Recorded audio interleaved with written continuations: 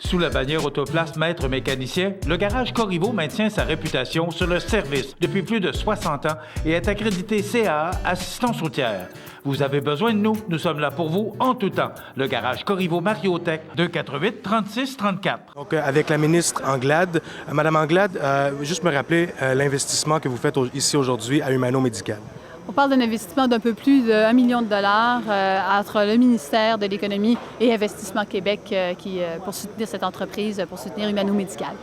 Et pourquoi le gouvernement investit dans des entreprises comme Humano Médical? C'est quoi l'importance pour le gouvernement? C'est une entreprise qui est parfaitement alignée avec les stratégies gouvernementales. Il y a 3 piliers au niveau économique. Le manufacturier innovant, les exportations, l'entrepreneuriat. À tous ces niveaux-là, c'est une entreprise qui se démarque. C'est une entreprise qui crée beaucoup de fierté chez les Québécois. On voit les gens qui se sont pris en main, malgré une mauvaise nouvelle en 2010, ont décidé de relancer l'entreprise, ont décidé d'investir leur cœur, leur âme, leur passion, leur énergie, leur argent, et avec des résultats très concrets, tangibles, jusqu'à être aujourd'hui ceux qui vont desservir, l'entreprise qui va desservir l'ensemble des hôpitaux du Québec pour les lits. C'est quand même extraordinaire et c'est une très belle histoire. Alors, on est enchantés d'être partenaire avec Humano Médical. Est-ce qu'un projet comme celui-ci, Humano Médical, pourrait servir d'exemple, si on veut, pour d'autres entreprises du Québec? C'est pas qu'il pourrait servir d'exemple, c'est qu'il va servir d'exemple. C'est un projet dont certainement moi je vais parler pour aller encourager les gens à investir dans leur entreprise. Il faut se rappeler que l'entreprise a décidé de faire un investissement de 8 millions de dollars. Les gens ont décidé de mettre l'épaule à la roue et c'est un modèle à suivre pour le reste du Québec, certainement. Merci beaucoup, Mme Anglade. C'est moi qui vous remercie. Donc, avec le député de Côte-du-Sud, Norbert Morin. Monsieur Morin, on sait qu'en 2010, l'entreprise allait fermer. Comment on se sent 6 ans plus tard, avec une annonce comme aujourd'hui, et que Humano est devenu un joueur mondial dans l'équipement médical? C'est l'euphorie ici à cette usine, parce que ce matin, après 6 ans d'efforts, de détermination, puis beaucoup de passion surtout, ces 4 gars-là, ils ont maintenu 120 emplois, 120 emplois. Donc, c'est vraiment quelque chose de formidable. Puis on a ça chez nous, dans notre milieu, des gens dynamiques, passionnés et surtout déterminés parce qu'ils ont passé à plusieurs obstacles, ils ont réussi à vaincre tous les obstacles. Moi, je les ai comparés aux 3 mousquetaires parce que les 3 mousquetaires étaient à 4 gars, donc ils ont vraiment combattu. Et concrètement, c'est quoi l'importance d'une entreprise comme celle-ci pour la région de la Côte-du-Sud? La première importance, c'est 120 emplois. C'est primordial. 120 emplois qui travaillent chez nous ici. Bien sûr, il y a des gens de l'extérieur, mais ça fait partie du Québec, ça.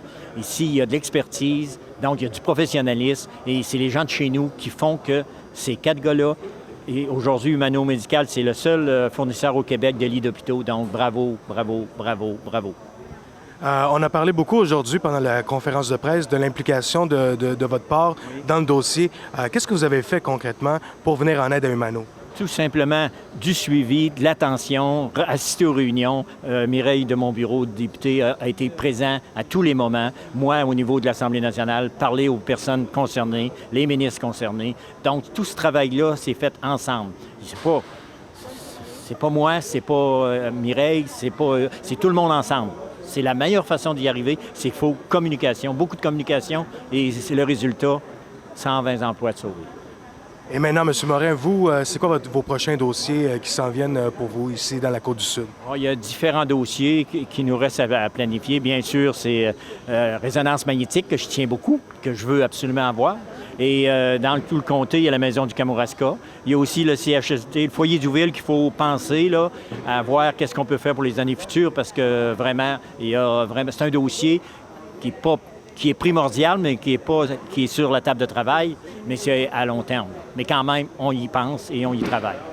Merci beaucoup, M. Morin. Bienvenue. Bienvenue. Avec le maire de la municipalité de Lillet, comme vous avez mentionné tantôt lorsque vous êtes adressé aux employés, en 2010, lorsque vous avez été élu, l'entreprise ici avait annoncé qu'elle allait fermer.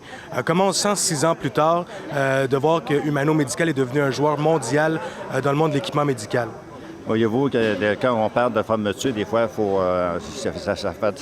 c'est très mauvais pour une municipalité, une fermeture d'une usine comme qu'il y avait avant, 300 quelques emplois. Quand je l'avais appris, moi, ça faisait même pas un mois que j'étais élu comme maire. Ça m'avait surpris réellement. Je disais, il va faire de quoi? Et c'est là qu'on s'est regroupés, des gens d'affaires, faire des réunions, pour essayer de regarder des possibilités, quoi faire avec cette usine-là. Mais ça a pris, tout à fait 1 an après, on avait des bonnes il y avait des bonnes solutions pour repartir l'usine, grâce avec nos quatre actionnaires, parce que les autres n'auraient pas été là, ça n'aurait pas marché. Mais on a vu beaucoup d'aide. Par exemple, notre député il a travaillé très, très fort là-dessus. Et CLD de Merci de Lillette qui a travaillé très, très fort là-dessus. Et l'attaché politique, Mme Mireille Thibault et tout, on s'est assis ensemble. Mais on voit aujourd'hui le résultat que ça peut faire avec tous ces gens-là, des gens d'affaires qui ont investi dans la compagnie parce qu'ils y croyaient. Puis en même temps, je pense qu'il faut regarder le côté des employés et tout. Parce que si les employés ne sont pas bons, l'usine ne peut pas marcher. Fait que là, il faut regarder l'ensemble de toute cette bonne nouvelle qu'on a vue tantôt, mais grâce avec des gens qui s'assisent, qui discutent pour arriver avec de quoi concret. Parlant des employés, on parle aujourd'hui de la création de 120 nouveaux emplois sur 5 ans. C'est quoi ça pour la municipalité et la région en tant que telle? Oui, parce qu'il faut dire qu'avec 120 emplois de plus, pour nous autres, la municipalité, bien, c'est une gloire, ça, là, pour nous autres. On peut agir. Puis dernièrement, on a appris avec 2 autres usines qui s'en viennent dans Lillette, mais voyez-vous, ça donne un ensemble de notre MRC de Lillette à des gens qui vont pouvoir s'aller soit à Lillette, soit à Saint-Jean, au Cap, à Montmagny, alentour de notre municipalité. Bien, bravo. Je ne vous demande pas mieux que ça. Merci beaucoup, M. le maire. Ça me fait plaisir.